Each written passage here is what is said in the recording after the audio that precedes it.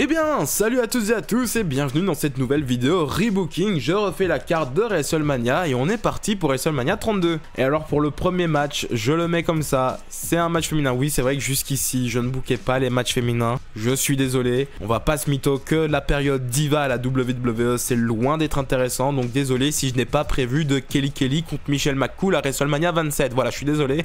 Je pense que vous me comprenez. Par contre, à partir de maintenant, les femmes prennent un véritable rôle, sont véritablement importantes. Et on a eu un très bon match, on a eu un banger. Selon moi, c'était le meilleur match de WrestleMania 32. Le Triple Threat, mais à chaque fois, je pense à Bayley et je me dis, oh la pauvre. C'est les 4 Horsewomen quand même. Pas les 3, donc les 4.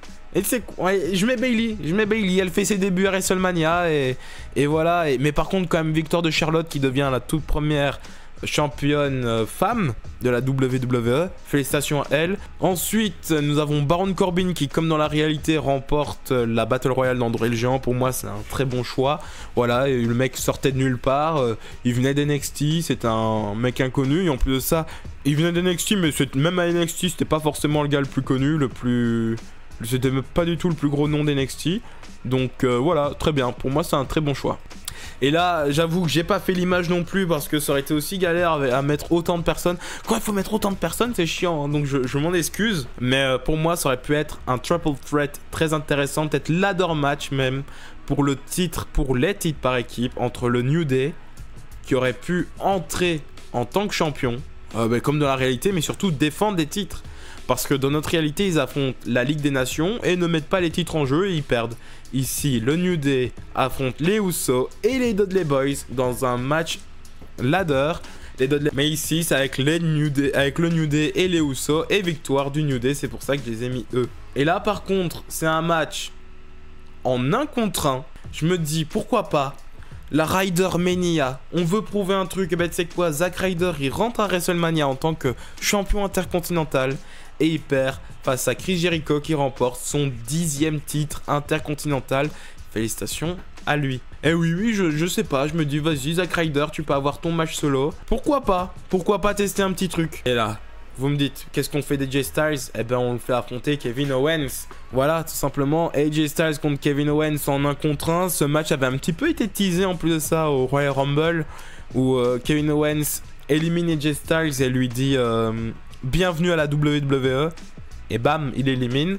Donc pourquoi pas simplement faire un AJ Styles Kevin Owens.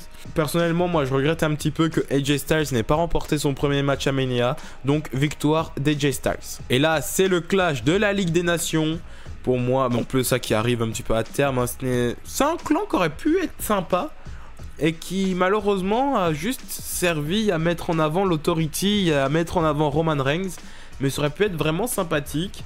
Mais bon, juste après ça, Wade Barrett se casse et les membres partent un petit peu chacun de leur côté. Il y a la draft, Del Rio se fait virer ou dégage, je sais plus.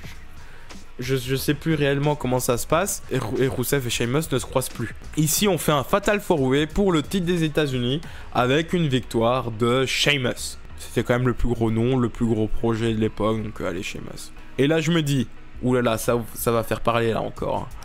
L'Undertaker contre Brock Lesnar, le match retour. Et si on écrivait une histoire assez intéressante pour faire l'Undertaker qui en plus de ça est chez lui au Texas. Ok, si je dois prendre ma retraite, ce sera au Texas. Je veux te réaffronter Brock. Mais alors là, le problème c'est qu'ils ont eu leur rivalité à SummerSlam, etc.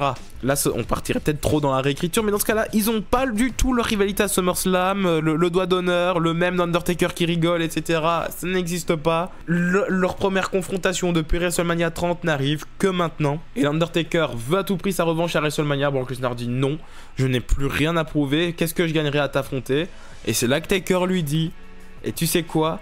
Tu m'as déjà pris ma streak, si tu acceptes de m'affronter et que tu me bats, tu prendras également ma carrière. Brock Lesnar accepte, mais ce sera quand même une victoire de l'Undertaker. Quand même. Ah.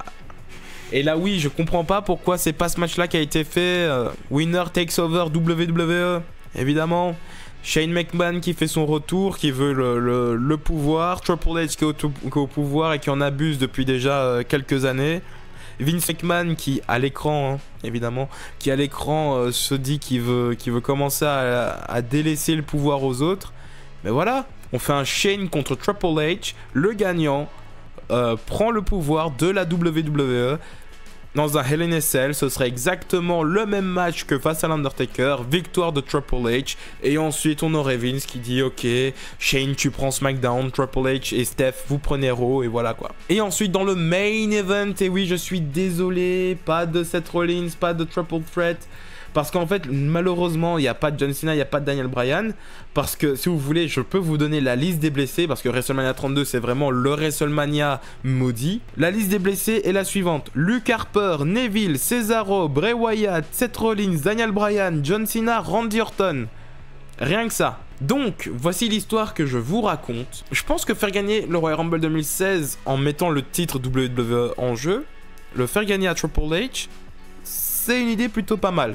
Cependant, en voyant la réaction de la foule à Dean Ambrose, en mode toute la foule se remet derrière lui, franchement, je sais pas si j'aurais fait remporter le Rumble à Dean Ambrose en dernière minute, même en dernière seconde, ou si plutôt j'aurais fait remporter le Rumble à Triple H et ensuite à Roadblock, j'aurais fait Triple H contre Dean Ambrose pour le titre avec une victoire de Dean Ambrose. Mais en tout cas, Dean Ambrose entre à WrestleMania en tant que champion WWE et affronte son challenger Roman Reigns qui turn heel. Et oui, là je trouve que c'est le moment. Roman Reigns, à ce moment-là, les fans n'en peuvent plus. On a essayé déjà en 2014, ça prenait pas trop. 2015, ça a vraiment pas pris, ça a été le contraire, les gens le huaient de fou. Donc là je me dis, perdu pour perdu, même en mettant Triple H le plus grand des connards face à Roman Reigns, ça ne fonctionne pas. Et bon, on turn heel Roman Reigns, il attaque Dean Ambrose, et ensuite on fait donc Dean Ambrose contre Roman Reigns dans le main event de WrestleMania avec une victoire de Roman Reigns, nouveau champion et heel en plus de ça. Pas forcément Tribal Chief, juste heel. Et on pourrait nous voir où cela nous mène. Franchement, ça pourrait être très intéressant. Dites-moi en commentaire ce que vous en pensez. N'hésitez pas à aller voir les autres vidéos rebooking. Je refais la carte. J'ai fait WrestleMania 31 récemment. Et donc, on se retrouve dans d'autres vidéos.